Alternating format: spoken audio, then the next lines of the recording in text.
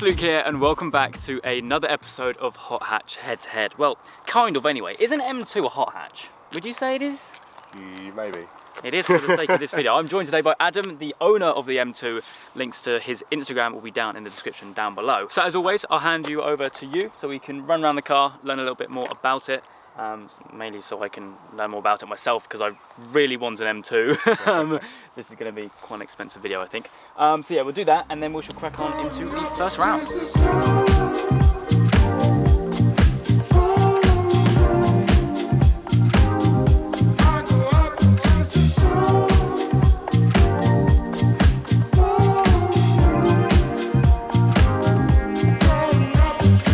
Okay, so this is my 2018 BMW M2. I've only had it about 2 weeks. I've already done 1,500 miles in it. That's what I like to see. Bit of stats about the car. It's 365 brake, standard. Obviously the car is standard. No engine tuning as of yet. Yet being the key word. 0 to 60, 4.3 seconds, so very close to the Golf. Yeah, like definitely. Like head to head. Slightly more brake horsepower though. Yeah. But I imagine it's heavier than my car. Yeah, I but we'll get onto that later on. Sort of weight stacks, but yeah. Go with it. San Marino blue, is it? San Marino blue. Yep. Yeah. I was tying between San Marino blue or mineral grey, but okay. I had mineral grey on the old car, so I thought San Marino blue. Oh yeah, you went from a 235i to this. Yeah, 326 brake stock, so similar, but definitely a lot more power in yeah, this. definitely. There's a natural upgrade, really, isn't it? Exactly. Is it a lot different? I imagine it is. Oh yeah, you can't put the power down in this compared to the old car. It's just a lot more noticeable differences. It's a lot wider. Yeah. It feels like you're driving a bus. It's a normal 2 Series. Yeah, great fun. No, it does look awesome. So is this the manual or DCT? This is DCT. Okay. So it's 2018, as mentioned. DCT is a dual clutch transmission. I've had manual cars in the past. Love them, but you have to go for a DCT in a car like this. Yeah, a friend of mine, Johnny, who went on the Euro tour with me a few weeks ago, he's got one, same colour as this, full of carbon like this. I can see that on the mirrors as well. But his is a manual, which is actually cool that they offer that in a car like this. Yeah, it is. I mean, they do offer the manual on the M4 as well, I believe. But, do they actually? They do, yeah. Really? I never knew that. I don't think I've ever seen a manual M4. It'd be nice to try it out and see what it's like to drive. Yeah. I think the only thing which we were talking about off camera which you've done is the exhaust, right? Part of the exhaust, at least. Exhaust, I did that last week. So the mid-pipe resonator today, that's been done. I plan on doing the back box mod as well. Yep. So that's coming soon. In terms of visuals, that's what I started. So first day I get in the car, I had to put the black kidney grills in because they start off as chrome. Oh, you've done that. So you've done that already? That's yeah, cool. That's the first thing pretty much every BMW M2 does to the car. Mirrors from Auto ID, the carbon sort of strap mirrors for the M4 style or M2 comp, because originally they don't have this sort of flip I love that little bit there. They look so cool. The other thing was the carbon spoiler on the back, same place Auto ID. Yeah, that's pretty massive. Especially if you get down low, you can sort of see the. Yeah, and it's shimmering in the sunshine as well. Have you got any other plans for it? Yeah, so obviously you can't really stop with something like this. As you start, you mean to go on. Yeah. A build is never finished. Exactly. So I think next for the car, we'll do some tints just to match the back with the front. Yep. The front carbon lips and the side fins. Oh, the is that like BMW performance? Yeah, you can get from BMW standard, but I go with Auto ID for all my parts. So okay. He offers those, so that'll be good. Cool. Not sure on the silver tips at the minute, so I might get those done in black. Okay. Yeah, that's interesting. When I get the back box done. Over 500 brake or not? Because I know these can get to 500. I know with a stage 1 tune you can hit about 400 brake just over, so I think that would be a nice sensible option to go with. Otherwise it'll be undrivable, seeing as it's rear-wheel drive. Yeah. Get through the tyres on these quite easily. Well, quite interesting about this actually is both of these cars have res deletes. So I've done res delete on mine, and you just said that you've done res delete on yours. I have, yeah. So anyway, I think we should crack on to round 1, which is of course sound, so we can see both resonator delete cars face to face. So I'm sure you're all pretty familiar with how this all works by now, but if not, then the sound, the first round is split up into 3 kind of sub rounds. We've got a startup, a revs, and a flyby. So it's best of 3. We've got the decimal meter to record it all. So let's go.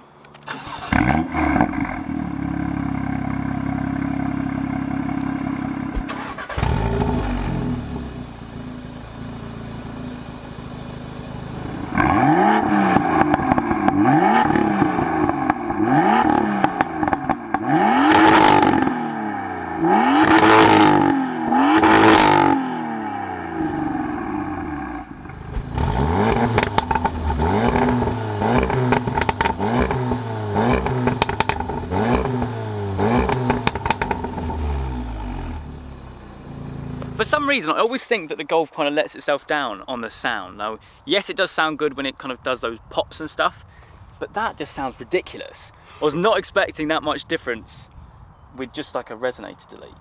So yeah, that's pretty mental. So technically you have the first round, but still we've got to do flybys anyway. You're getting cocky already.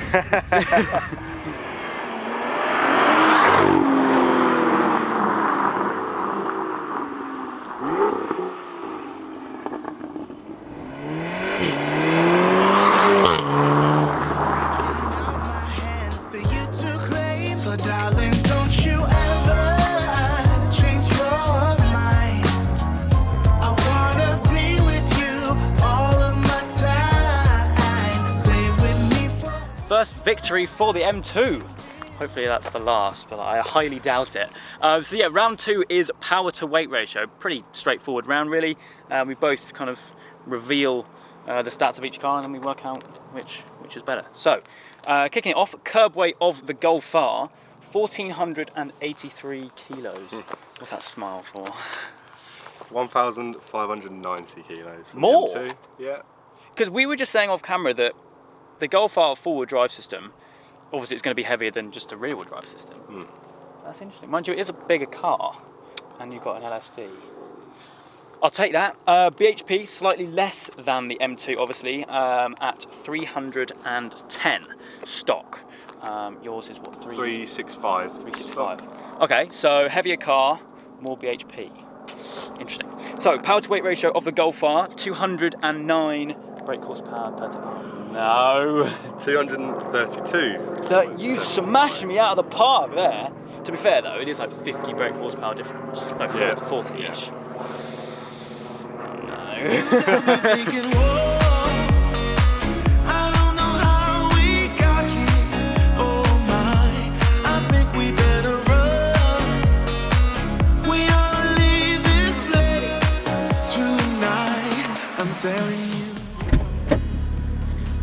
First time in an M2.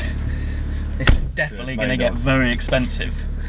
Oh, this is a nice place to be. So if you whiz up there a little bit, I shall make sure that the draggy is connected. This is nice.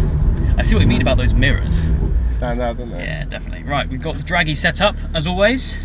It's all working. We're all set up, I presume. Yeah, all ready to go. Let me know when. Yeah, so whenever you're ready, I'm braced.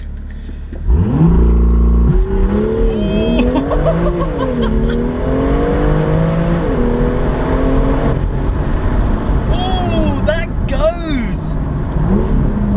You know what? For a rear-wheel drive car, it held the road, didn't it? That initial surge is phenomenal. You can turn right up here.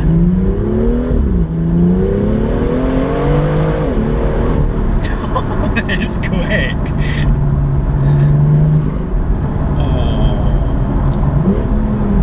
I want one. Okay, so scores on the doors. What do we get? M2 0 to 60, 4.95 seconds. Is that good or bad? I didn't see that. Is that great? It's a recorded 4.3. Oh, really? Interesting. Okay, so 4.95 seconds to beat then. Oh, this is good. You've got this round. Really? I might do because of, you know, four-wheel drive, rear-wheel drive, but I'm genuinely surprised with how little. I mean, that didn't skid at all, and it was gone. Wow. I'm impressed, and I want one even more. So welcome to the Golf R. Have you been in one of these before? I have indeed. Yeah. Have you experienced launch control in one? I've not. Oh, so interesting. It's the first for me. So there's a bit of a process which you've got to do launch control in. So I shall pop up to the same spot as you. Draggy is set up. Left foot brake. What am I doing? That's stop. Wrong button. Track that. You DSC fully off as well, don't you? Yeah. It's gonna beep. Nope. This is going well. Ah, there we go. Nope. There we go. Okay. Then we should get. Okay, ready? And we're away. That's 60. Yeah, that's quicker. Yeah. You reckon? Yeah. My chewing gum's flying everywhere. Oh mate, it never gets old. No, it doesn't, does it? Never gets old. It grips so well, isn't yeah. it? Never gets old. that's the one. Is yours twin clutch? Imagine Dual clutch, Dual yeah. clutch, Dual twin. Yeah, same as this. It just makes it so drivable and so epic for launch controls. The rear-wheel drive does not help. No, but to be honest, I'm still blown away by that. So actually, let's come to a stop. Get out the phone. Wait a second. No, genuinely, I cannot believe you. 4.95 you got. Yeah. I got 4.98. You're having a laugh. 4.98. That's What? Are you sure that's right? no, genuinely. Look, 0 to 60, 4.98. There, and yours. Oh, 4.95. I'm going to take a screenshot of that and I'm going to put it on the screen because none of you are going to believe that. I'm not going to believe that, are they? God's sake.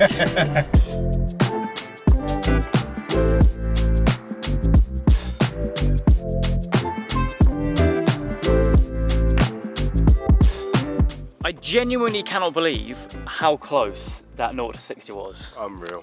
A four-wheel drive car has been beaten by a rear-wheel drive car. What?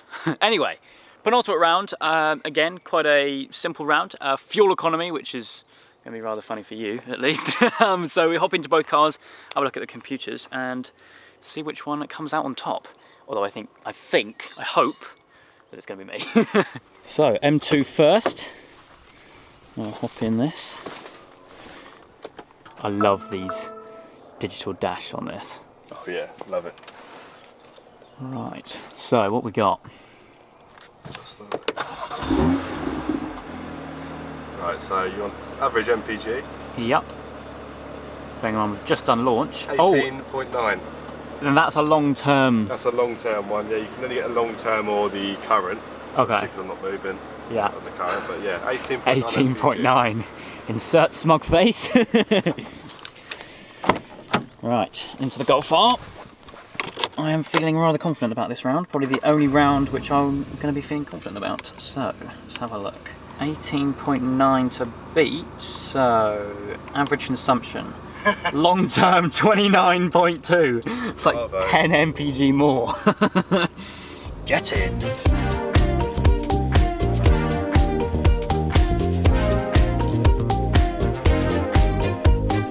So even though you've got this challenge in the bag, it's currently 3-1, if my calculations are correct. You won the first 3, I won the fuel economy.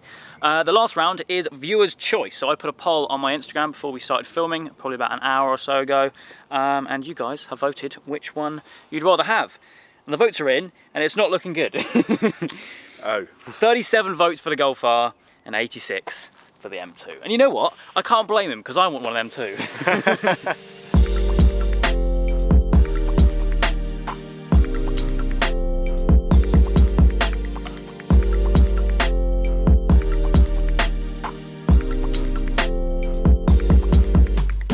So another episode of Hot Hatch Head2Head has come to a close, and another loss for the Golf R. Now, for those of you who comment occasionally saying, "Oh, you're only doing these episodes when you know that you're going to win," that's not the case. And to be fair, I can sense in this video there's going to be quite a few comments saying, "Is the M2 actually a hot hatch?" And I would kind of agree with you, but I don't know. We're stretching the boundaries. I think that's the furthest I can go with it. Obviously, the M140i, which I've done previously, is a better match. Being a hatch. Yeah, we'd done it anyway. It was good fun. Thank you so much to Adam for coming along down.